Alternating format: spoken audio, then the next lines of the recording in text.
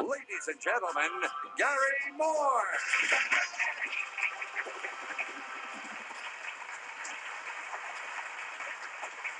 you very much. Thank you, Bill Wendell. Hi, everybody. Nice to be with you again. And I don't think there's a living soul amongst us who at one time or another hasn't dreamed of winning a contest. You know, one of those things where you write 25 words or less and they send you $1 million. Well, it turns out that there's more to it, and you stand a lot better chance if you go to school and learn about it. And we've got a contestant who can tell you all about that as soon as we meet our prize-winning panel here on Tell the Truth. Becky Pass, Bill Collins, Kitty Carlisle, and Gene Shalit.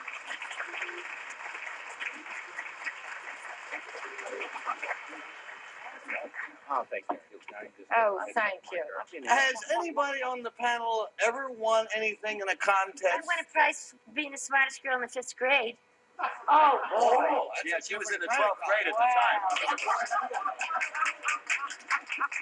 You know what my prize was? What was your prize? A boy in the 6th grade. A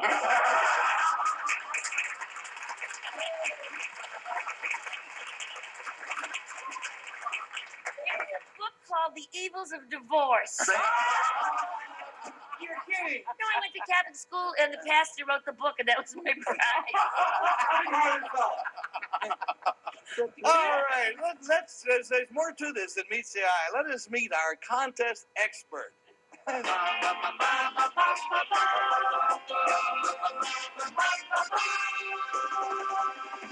Number 1, what is your name, please? My name is Annette Mintz. Number 2. My name is Annette Mintz. Number 3. My name is Annette Mintz. And here is the story of Annette Mintz and her winning ways. It says, I, Annette Mintz, have helped people win $100 shopping sprees and $500 worth of furniture. And these are just some of the prizes won by my pupils in my class on contest winning.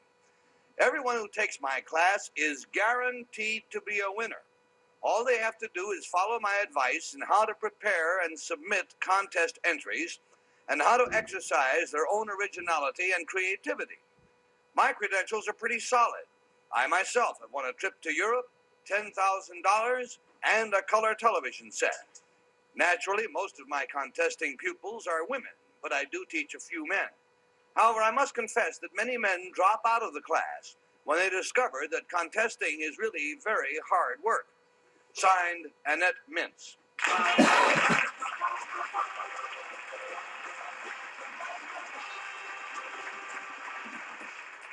And while the panel tries to think up some questions, hopefully of 25 words or less, we'll have a few commercials of about 6,000 words each.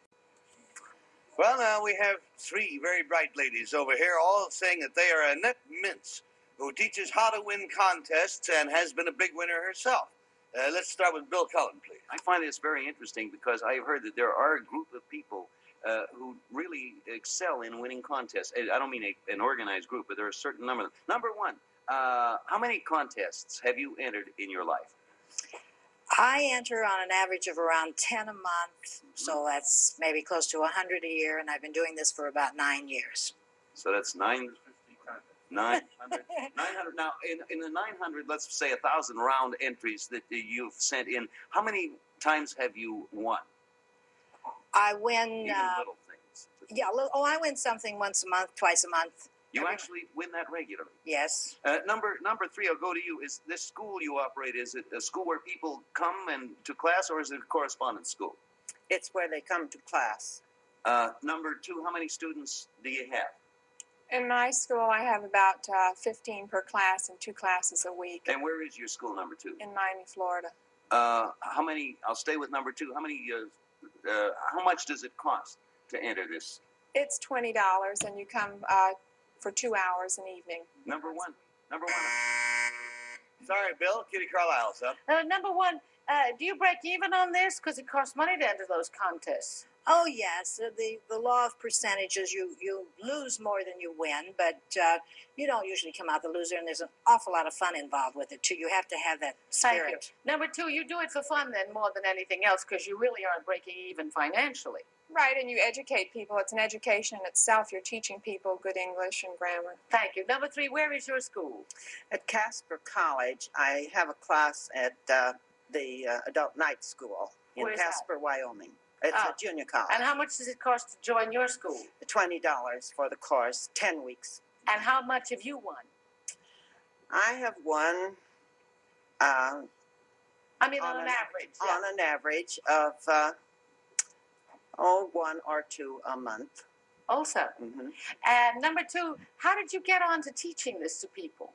It was handed down through the family. My father founded the company about 20 years ago. And yours, number three? How did Yeah, how did you start teaching? I was just interested in it from friends of mine who had won contests, and I thought it would be great fun, and I did have some experience in the teaching. Thank you, and that's going to take us to Gene, please. Thanks. Number two, you said when Gary read your statement that everyone who takes my class is guaranteed to be a winner. Suppose everybody in your class enters the same contest. What happens? Well, you'll only generally have maybe 20 winners. It depends on the contest. Number three, how do you find where these contests are? I mean, I walk around the streets a lot. I don't see a lot of contests posted anywhere. What kind of contests are these? That is one of the things that is helpful in the course.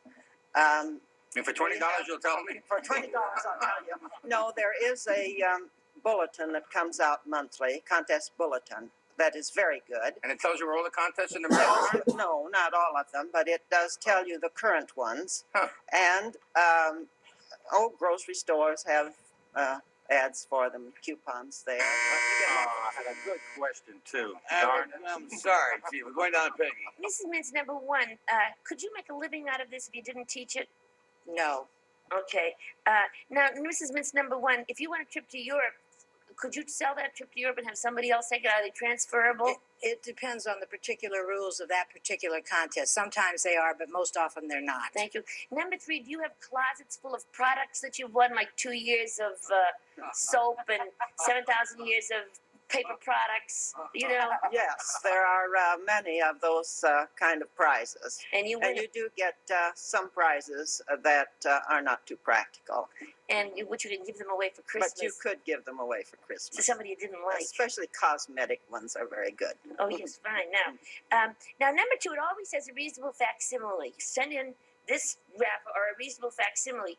Well, how reasonable does the facsimile have to be? I couldn't do a reasonable facsimile, therefore I'd be out of the contest business just, for sadness You know, reasons. all you have to do is take a 3x5 piece of paper, like an index card, and just write, like, for instance, a soap product like Lux, and just send that in, and that's an agreeable. Oh, I try washing my And there we go. The bell rang. This particular contest is on its way to the wire. Make up your minds. Cast your ballots. The audience and I will look them over. It's number one, or it's number two, or it's number three. Have you or a loved one been diagnosed with ovarian? And according to our contest, we pay $50 for each wrong guess. We pay $500 if the panel comes up with no correct answers, and Bill Cullen starts. Gee, it's difficult because, they all could be. But I don't know, just talking the number, I know a little bit about contests, having been on the other end of them, the presentation of my whole life practically.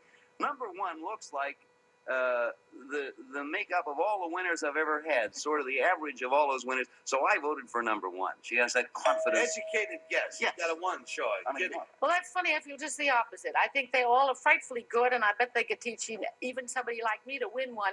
But I think number three looks like that kind of a teacher. From Casper, Colorado. We Yeah. got one and three. Wyoming. Gene Shalit. Well, I decided Casper, Wyoming was it, and I also decided number one was it, and you know that I voted for number two. So And I like that Lux bit. everybody's got one, and the majority vote comes from Peggy, please. Well, you see, Mrs. Mintz, number one, lives in Florida, and the weather's terrific in Florida all year round, so you're busy walking up and down the boardwalk, stuff like that. But now, number three, Mrs. Mintz, the scourge of the contest, lives in Casper, Wyoming, and the winters are terrible there. So you fill out, make reasonable facsimiles, and become a winner. All I mean, right. what else are you going to do in Casper, Wyoming all I winter agree. long? There you go. You'd be surprised what goes on. I've been Anyway, that's the way our votes filled out, and so will the real. Annette Mintz, please stand up. Ah! And there's your bell.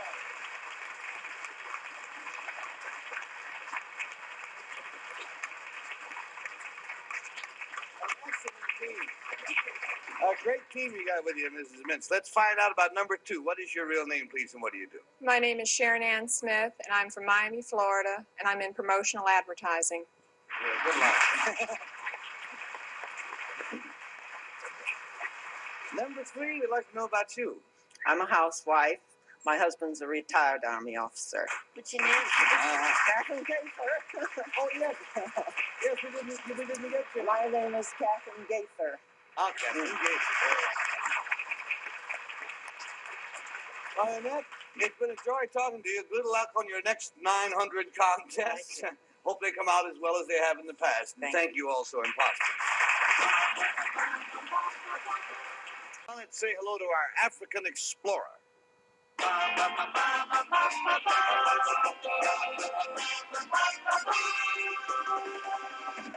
Number 1, what is your name, please? My name is Colin Fletcher. Number 2. My name is Colin Fletcher. Number 3. My name is Colin Fletcher. And here is the safari story of Colin Fletcher.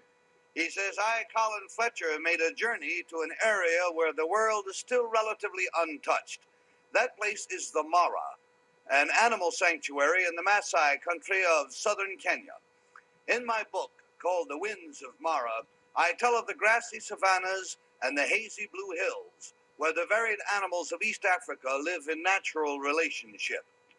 Here are found 19 different varieties of antelope, prides of lions, elephants, leopard, hippos, and dozens of other creatures, great and small. Here they roam, battle, mate, and grow old.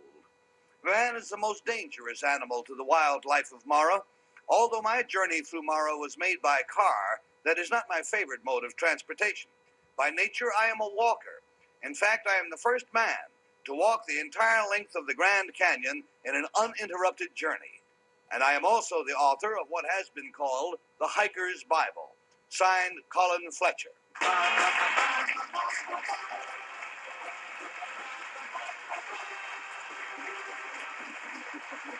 And if I'm not mistaken, Peggy Cass has been to the Mara, and so we'll start with her. Thank you. Number 1, what's the difference between Gray's gazelle and Thompson's gazelle? Size. Thank you. Number 3, how many males to a pride of lion? It's entirely variable as far as is known. Thank you. Number 2, where do lions sleep in the trees? I don't think they do sleep in the trees. Thank you. Number 3, what is the smallest gazelle? The Sunni is probably the smallest. Gazelle? Oh, the smallest gazelle. Yes, gazelle. Thompson's. Thank you. Number 1, what is the animal that looks as though it was sort of made by a committee and looks as though somebody also spilled sort of navy blue ink down its sides? I didn't get that. Well, that's true. I mean, I don't know how else to say. Made by Okay. a committee Number and 3, spilled Savo is famous for, it really is predominantly famous for what animal? Elephant. Thank you. And number 2, the Messiah. Thank you, Peggy. Let's go to Bill Cullen. Number 2, what was your purpose in making this trip? To get material to write a book.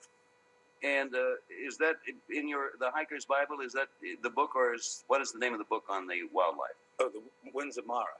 The Winds of Mara. Yes. Exactly. Now, number 1, do you necessarily profess to be an animal expert per se, or you're just interested in conservation of same? Just conservation, yes. Number 3, the entire length of the Grand Canyon, walking that intrigues me. How long is what is considered the length of the Grand Canyon? I assume it's down at the bottom at the river level. Is that right, number 3? Not necessarily, no. The rim of the canyon? Sometimes along the river and sometimes at different levels. How long a hike is that, sir? In miles? Yes, sir. It depends whether you mean river miles or map miles or... Well, when you walk the entire length of the Grand Canyon in your uninterrupted journey. the way the feet go, Well, yeah. 300, 400 miles. Number two, how long did a walk like that take you? It took me about 2 months. Number two, you mentioned that man is the greatest. Thank you, Bill. Let's go to Kitty Carlisle. Thank you. Number two, did you watch the animals that we saw on the monitor? Yes. You remember the second to last one who looked like rather an elongated fox? Yes. What was that? That was a jackal. Oh, and number one, what was the last one that had such a funny crest and strange things on his head? That was a rhinoceros. A what? A rhino. Do you mean the last? Yeah, the last one. Oh, that was the high. I'm not sure that they could see the Oh, I monitor see. from there. All right. Sorry. Okay. Number three, is it true that the Maasai, that tribe that you were talking about, live on drinking the cow's blood through a straw mixed with milk? Today, no. Traditionally, yes. Number two, what do they live on now? They live on wheat, which they grow now, unfortunately, and they also live on milk. I see. Number three, is it actually, are they the tallest ones? The Maasai, are they the very tall ones? No. Those are the Watutsis. And finally, Gene Shalit comes. Finally, let's see if there's any question that hasn't conceivably been asked here. Where is Africa? Where is Africa? Yeah. Name one letter in Africa that doesn't repeat itself. Number three. Number three, you great walker, you. Where do you buy your shoes? At a store in Berkeley. Wonderful. Number one, sir. How long do you say Grand Canyon is on the walk that you are alleged to have made? Close to 400 miles, I'd say. And how long did it take you to walk the 400 miles, number one? Close to 2 months. 2 months it took you to walk 400 miles, stopping at McDonald's along the way. There he goes. Questioning is up. And so now we must make up our minds, or at least they must. And they must mark their ballots for number one, or for number two, or for number three. All the usual penalties will apply. And Peggy, I think you went first on that. I'm sure you did. First, I'm not sure anymore, but number one, the difference between Gray's gazelle and Thompson's gazelle is not the size, it's the markings, I thought. And number two said that the lions didn't sleep in the trees, but they do at Lake Manyara in Tanzania. But number three, the smallest gazelle is a dik-dik, unless you don't count that as a gazelle. So, but I voted for you anyway. But it is All a righty, dik-dik. we'll get that straightened out. We've got a three showing, and let's go to Bill Cullen. Well, number two said lions don't sleep in trees, and Peggy said they do. But it's very possible that number two never happened to be passing by when a lion was asleep in the trees. Because those lions don't sleep when people are walking up and down outside their bedroom. I voted for number. And so we've got, who did you vote for, Bill? I can't see from here. You got a two. The lion I voted for. Yes. No, number two. So we got a number two vote, and what do you say, Kim? Well, I wish I knew the answers to all of Peggy's marvelous questions, which I don't. So I didn't know about the dik-dik. I thought that was a bird. Oh, that's a divvy-divvy bird. I voted for number three. I don't believe what any of you are talking about. We've got a pair of threes and 1, 2, and Gene Shalit coming out. All I know is that if you are ever over there and you say a divvy bird, I'm not voting for you. I am voting for number three, however. All right, that's the way it goes. The majority is on number three. Will the real Colin Fletcher, please, sir, stand up? Oh, my God. Oh, I can't. No!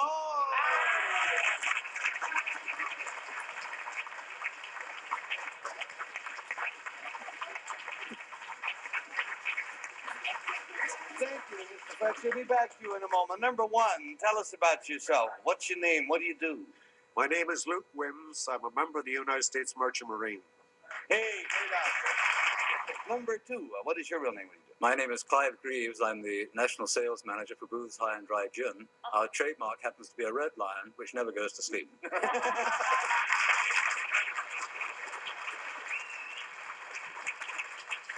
Mr. Fletcher, will you straighten out our miscast insofar as possible? A dik-dik is, I believe, not a gazelle. No, a dik-dik is an antelope, but not a gazelle. And actually, a Sunni is a little smaller than a dik-dik. So I agree, it's 6'1", half a dozen of another.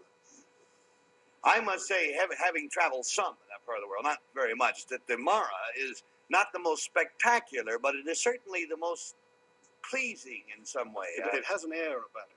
It has a gentleness that the rest of the country doesn't have. There's a richness to it, and animals and the scenery and everything. Thank you, Colin Fletcher, very much. Thank you, gentlemen, for being. I remember, this sounds like country dropping, but I remember in Africa, in the Mara, and I had not yet seen one of the big five. That's elephant, leopard, or whatever. You know, we made our camp for the first night, and I walked out the door in the morning. I got to be very careful how I say this. I walked out the door, and there in front of my tent was strong evidence that a real elephant had been there. And I stared at it, and I was so pleased because I had never seen a non-union one of those. And my wife said, if you're so entranced, why don't you have it gift wrapped and take it home? Well, anyway, it was a very thrilling experience, and I'll see you again.